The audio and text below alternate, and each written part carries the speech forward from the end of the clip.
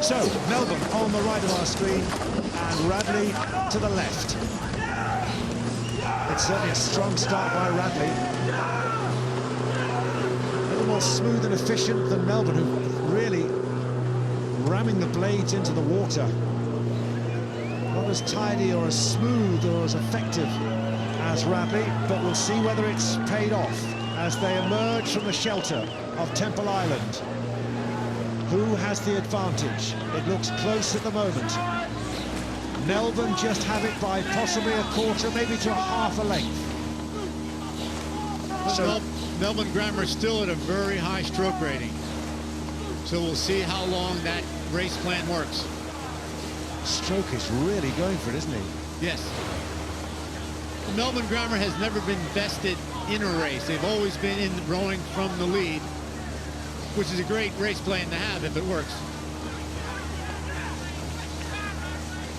But Coach John Deering at Radley has worked very hard over the last several seasons to bring his crews on level with the other crews. Radley's been very strong to the middle thousand throughout their races this year, but so has Melbourne Grammar. Number of the Melbourne crew making their debut here, in particular Hugo Bromley in the bow seat, who's won a national championship in the 8 in 2014. His 4th year at Melbourne Grammar, and this could be a highlight if he was to take part in this crew and defeat one of the renowned crews, one of the top school crews competing at the Henley Regatta. And at the moment they are doing everything to achieve that aim. Now Melbourne Grammar has settled down and are just grinding it away. They're used to 2,000-meter racing, so there'll be a bit more at the end, but they handled themselves very well the last 2 days.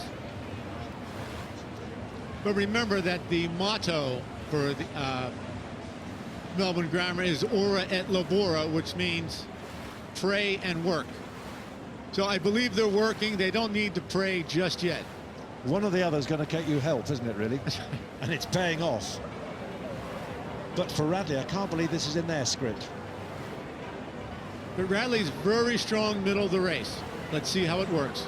Well, it needs to be, because they've got a lot of ground to make up. And this, in a sense, is where, if you are looking for discussing the stream more often than not, you talk to crews, this is where they say the Buckinghamshire on the left of our screen at the moment as we look, that is the more favourable part of the stream. You get the help at the start and the finish on the Berkshire station, but at the moment there is clear water. There's a length between these two crews, and Radley need one of their strongest mid-races in 2016, I'd say, if not the strongest, because Henley has been, as so often for these schools who come here regularly, this has been in their diary right from the beginning of the school year, and at the moment they are not going to be racing at the weekend. No, but the fun thing here is you could argue this is more of a football type matchup. Radley being a very big rugby school, they recruit a lot of the rugby players for their squad, whereas Melbourne Grammar, very big on Aussie rules. In fact, did you know, Jonathan, that the first Aussie football game was played between Melbourne Grammar and Scots College back in 1850-something? If I said yes, would I surprise you? Yes, you would. Well, I'd be lying if I said yes, so I won't surprise you.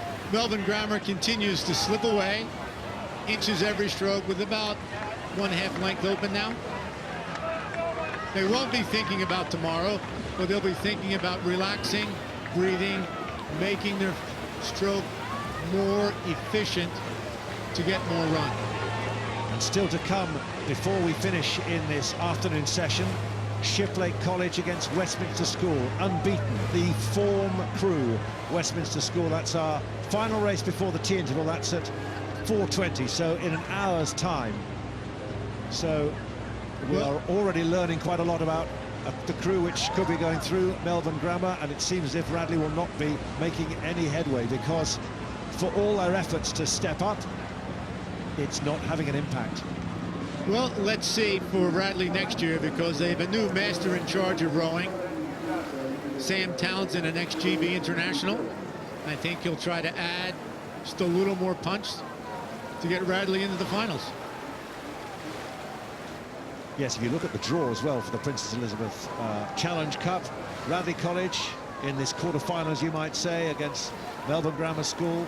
You've got St Paul's School in their side of the draw, whereas on the other side you've got Eton, St Edward's School, Oxford, Westminster against Shiplake. So many people saying that tomorrow's matchup, let's see whether it's going to happen that way, because I know Shiplake College, having spoken, they are determined to rattle Westminster as much as they can. It could well be Eton against Westminster tomorrow, and then one of those twos will go through, and who knows whether Melbourne will be there meeting them in the final. Certainly they are showing their rivals exactly how strong they are, because they set off so strongly, and at one stage I was wondering whether they'd almost gone too fast, and yet it's worked because they've broken Radley and they still stayed out in front. In fact, they've measured it absolutely to perfection so far.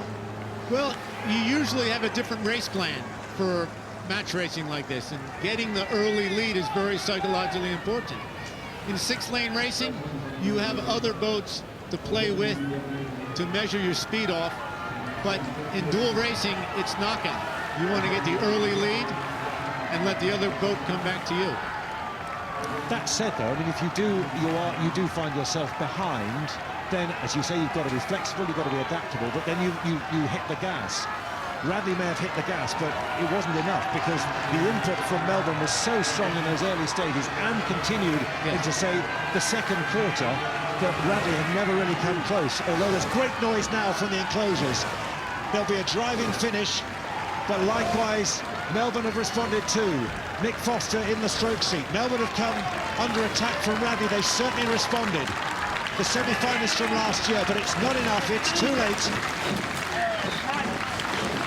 And Radley go down by a length.